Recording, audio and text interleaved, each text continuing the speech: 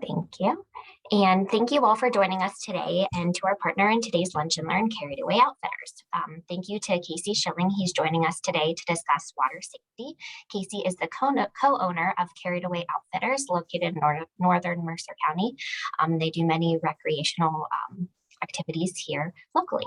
So I will turn it over to Casey and he can get started with his presentation. Thank you so much for joining today. All right. Hey, guys. Again, my name's Casey Shilling from Carried Away Outfitters. I'm actually in the top of our business right now, and I'm in the middle of staff training. So hopefully we don't hear anyone downstairs, but if somebody does come up here, I apologize. We'll work through it. Little bit of information about me. Again, my education, I have a degree in outdoor recreation leadership from the Colorado Mountain College and a degree in recreation management from Lock Haven and with a community and a commercial emphasis in recreation. Within that, I've been a Red Cross instructor, and I've actually, before starting this business, I was an aquatics director. So I ran swimming pools out in Colorado. I used to run some swimming pools out in Williamsport. We have a lot of different water safety experience. Unfortunately, some of it was learned, and some of it was learned in the classroom, and some of it was learned the hard way. In fact, as many of you guys will learn, is sometimes life experience is the best way to remember it. I like to throw myself under the bus. Let's see, when I was a kid, I used to go down and swim in flooded creeks when, we were so told to stay away from it, and, got sucked down through into a whirlpool underneath the road, and almost drowned as a kid. Later on, I thought I was a good swimmer, and, I was probably 13 and swam after a friend who was having a hard time swimming, and again she grabbed onto me and almost drowned me. As an adult, I thought I was a really good underwater swimmer, right out of college, and I thought I would pull a pool cover over the pool and swim to the area where it was open, and again got underneath the water.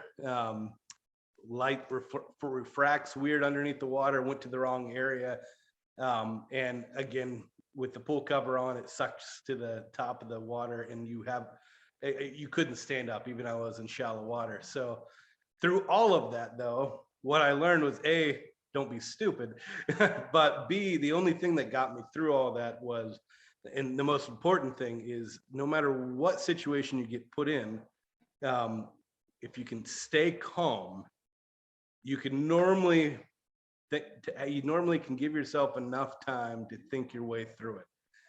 The majority of water safety, well, not accidents, but tragedies are when you get put in a situation, you don't stay calm, and you make it 3 times worse.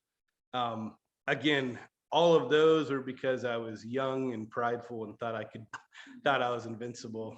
The older I've gotten, I've realized I'm not invincible. And we actually, here at Carried Away, we pride ourselves in trying our best to mediate as much risk as possible, and we try really hard to keep everything as safe as possible.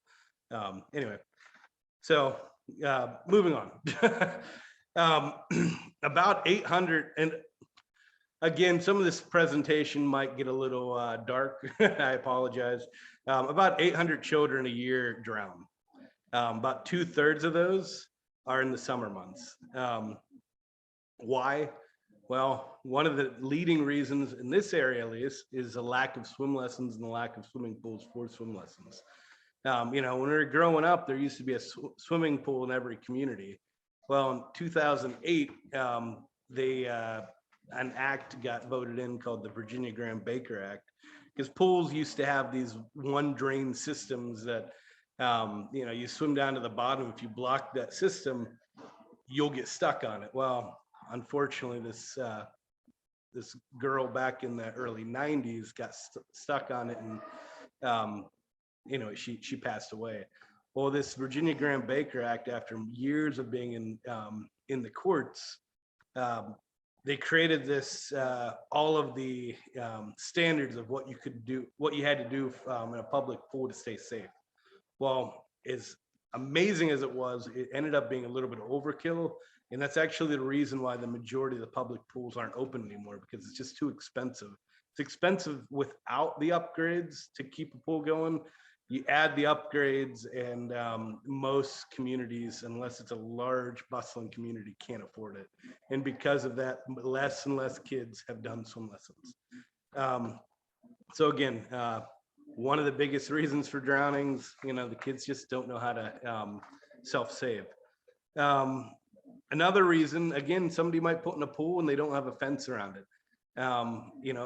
I live in Greenville. One of the town codes is if you have a pool in your backyard, you have to have a fence.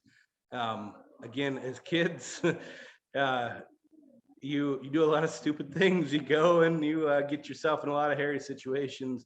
As an adult, we need to be a little bit more safer. And if you have a pool, you should have a way to keep kids from getting into it unless there's proper supervision. So again, put a fence around it. I had a cousin myself that we almost lost because he jumped into a pool when no one was watching. And again, there's no way. He had very easy access to the pool. And then on top of that, the last reason is the parents not being present. Now, when I say they're not being present, it only takes a couple minutes of not being present. A lot of, you go to a local swimming pool, there's a few things the parents think, all right, my kids did swim lessons. Well, they did swim lessons, but they didn't account for they've been swimming all day and they get tired. So, but, they do swim lessons, so they pay a little less attention. They go off and do their own lap swimming.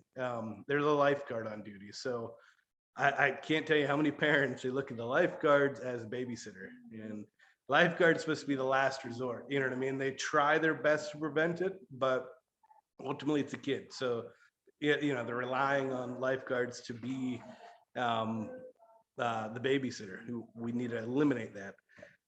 What else? Sorry. Oh, and then on top of that, a lot of parents just say, oh, if there's a situation, I'll hear it and I'll be able to go and help. The vast majority of drownings are silent. I'm sure there's a number of you guys, growing up, you were put in a situation that, you might have gone too deep in the pool and all of a sudden you're having trouble. Most kids, they're embarrassed. They don't want everyone to laugh at them, or they're just in shock. And instead of crying out for help, 90% of the time they don't say a thing. So you're expecting to hear a kid cry out so you can go and help, but in reality, whether it be a kid, especially an adult, they don't say anything because they're trying to help themselves, or they're not thinking straight because they're in panic mode. So let's see. The question is, what can you do? Well, really try hard to find swim lessons. There are still pools out there. It might be a little bit longer drive, but it's really important. With swim lessons, a kid should be able to jump into a deep end without any problems. They should be able to do at least 25 yards of swimming. They should be able to get out of the pool without using a ladder, and they should be able to do some sort of self-rescue, meaning being able to flip over on their backs. If the kids haven't gone through this and don't know how to do this, then they shouldn't be swimming without some sort of PFD or something. On top of that, again, when I say PFD, I don't mean swimming aids. There's a lot of little floaty wings, gives the parents overconfidence that the kids are going to be fine because it's keeping them up. Well, those floaty wings, you jump in the water, your arms go up, they pop right off. I recommend, if they are not competent swimmers, they are doing US Coast Guard approved life jacket. Now that's in a pool. Boating safety is, which obviously we're coming to the boating season. Boating safety, I recommend you wear it 24/7 because there's a lot more things that could happen. By law, adults have to wear it from November to April, and that's because of cold water. From May to October, you don't have to wear it, but you have to have it on. I have it with you in the boat. If you're on any Army Corps land, it doesn't matter. You have to have it on. Again, I don't care how good of a swimmer you are. The PFD is to save you when you can't swim at all, meaning you might be in a tandem kayak with somebody and they take a stroke. It's a bad stroke. They hit you in the head and you're knocked out. You know, it doesn't matter how good of a swimmer you are because you got knocked out. You might have gone over some low hanging branches, and again, the guy in front of you might have swung back and nailed you. You might have flipped the kayak and there was a rock. It doesn't matter if the river's low or slow. It can happen. So it's a lot easier to just put it on and be safe. Now, when I say put it on correctly. I see a lot of adults. I would rather see you not wear it than not wear it right. A lot of adults will put it on so they can set the example for the kids, but then they don't tighten it up. If you don't tighten that life jacket up and you fall into the water, the life jacket will go up over your head and it won't come off, but it will make it very difficult to swim. Actually, again, my own father, he was helping me cut trees out the one day. He didn't tighten it up. He got into a deeper part of the water, went up over his head. He couldn't swim. He knows how to swim, but that was making it that much harder. I had to swim out and grab him and bring him to the shore. Again, I don't care how good you are. If you're gonna wear it right. So the next question is, how do you wear it right? I should have a life jacket up here to show you, but essentially, you're gonna put it on. You're gonna tighten up the front first, all the buckles or zippers on the front. Then you're gonna tighten up your shoulders, your sides, and then you're gonna tighten up the shoulder straps. You want it tight enough that when you pull up on your shoulder straps, those straps aren't going above the bottoms of your ears. If it starts to go above the bottoms of your ears, it's too loose. If you're turning blue, it's too tight. You find a nice little in between.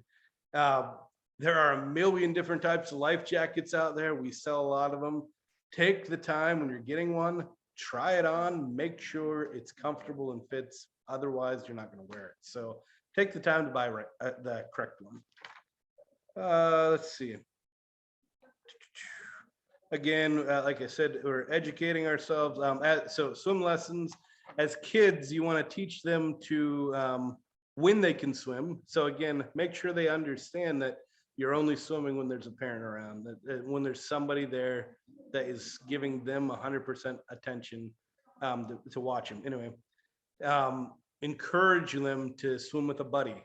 So if I'm swimming with my buddy Todd and something happens, the parents, for whatever reason, maybe they got stung by a bee and they're not paying attention for 2 minutes.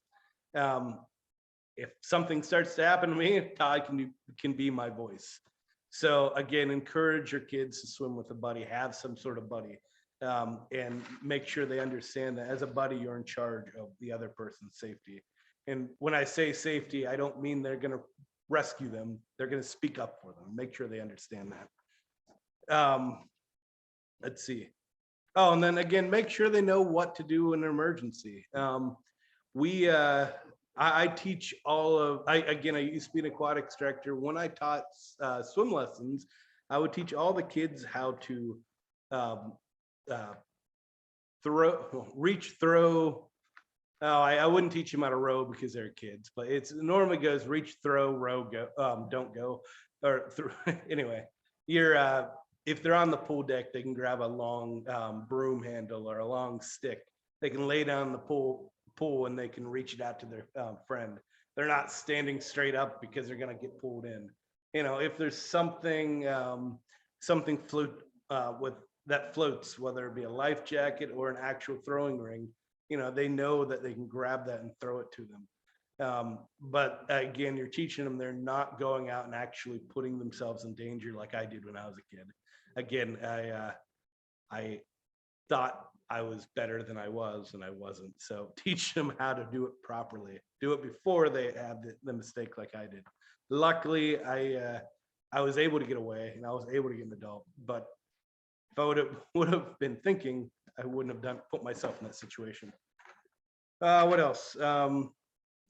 Again, educate yourself. Make sure you're CPR certified. Make sure you understand the difference between a swimming aid and a life jacket, which we already covered. Make sure you're aware of the environment. So a lot of people, you'll be on a beautiful blue sky day. And you don't see any storms, but you hear thunder from a distance. Rule of thumb, if you hear thunder or see lightning, you have to wait at least 30 minutes till the last thunder or lightning, till the last time you see or hear it. Lightning can travel miles, and I'm not saying it's common, but trust me, if you can hear and see it, you're close enough to get hit by it. So make sure that you're aware of, are you swimming while it's safe? Are you boating while it's safe? Look at the weather report ahead of time. Are we expecting flooding waters? Are we expecting a thunderstorm? Check out the radar. Do you see it coming out? Worst comes to worst, if you don't know, call an outfitter. I try my best to pay attention to the forecast, to pay attention to the radar, and to pay attention to the flow rate, which I forgot to talk about. The river, again, you get it up nice and deep, and you end up getting floods. It looks like it's a lot of fun, and it looks calm because it's nice and up, it's over all those trees, and you think, oh, it's not that bad. Well, the danger with that comes, you might be able to float just fine on top, but if you do flip, all of those trees that were a hazard to go around, now they're underneath you. You don't see them, and they become what's called a strainer. So if the water's up, if it's flowing hard, you don't want to be in that water because you can't see the tree. You get stuck on a strainer. It's not like 25, 50 pounds of pressure. You're doing 300 plus pounds of pressure. And even if you can bench press 300 pounds or more, it's still a constant push. So you're already panicking, you're already tired. I don't care how strong you are, you're in a bad situation. So again, I recommend I recommend avoiding it completely. Call one of the outfitters, your local outfitters, see if they think it's safe.